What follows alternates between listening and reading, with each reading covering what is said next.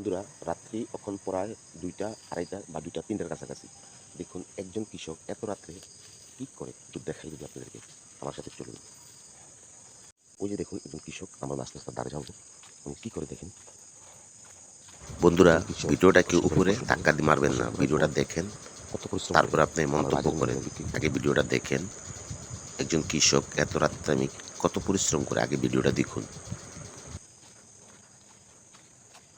এত রাত্রে এত রাত্রে শরীর না ভালো না, তারপরে এত রাত্রে বেরিয়েছেন, গাড়ি আইব সবই কলমির শাক, পুঁইশাক নাই আজকে, পুঁইশাক শেষ হয়ে গেছে।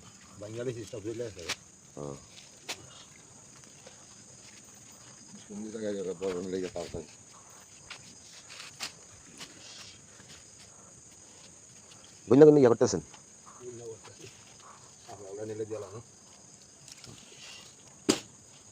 বন্ধুরা দেখুন চতুর্থ সাইডে অন্ধকার, রাত্রি প্রায় 3টার কাছাকাছি। ওখানে এত রাত পর্যন্ত একজন কৃষক কত পরিশ্রম করে, আপনারা একটু ধৈর্য সহকারে ভিডিওটা দেখুন।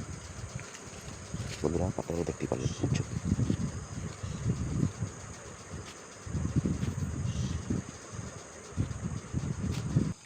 বন্ধুরা ভিডিওটি ভালো লাগলে অবশ্যই শেয়ার করবেন, কমেন্ট করবেন, আর আপনাদের মতামতগুলো জানাবেন। দেখেন একজন কৃষক, শরীর অসুস্থ, আমি যখন ঘুমের থেকে উঠি প্রস্রাব করতে উঠে দেখি উনি কাজ করতে আছে, তাই মূলত আমি ভিডিওটা করলাম।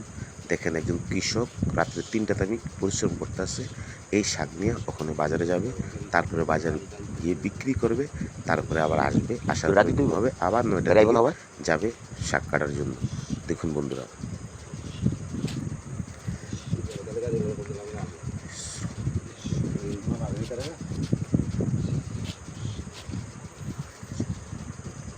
একজন কৃষক যেই পরিমাণে পরিশ্রম করে সেই পরিমাণে কিন্তু বন্ধুরা মজুরি পায় না।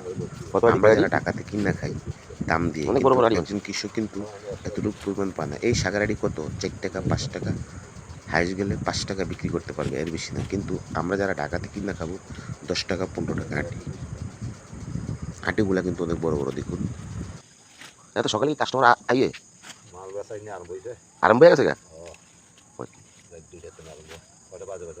পরে 3টা বাজে।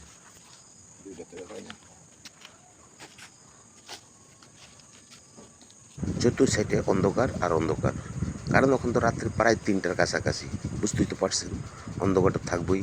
তারপরে গ্রাম দেশের দৃশ্য, ভাগ্যবেলা এখানে একটা লাইট আছে, তার জন্য একটু ফর্সা পাইতেছি, তার জন্য ভিডিওটা করলাম। ভালো লাগলে অবশ্যই বন্ধুরা শেয়ার করবে।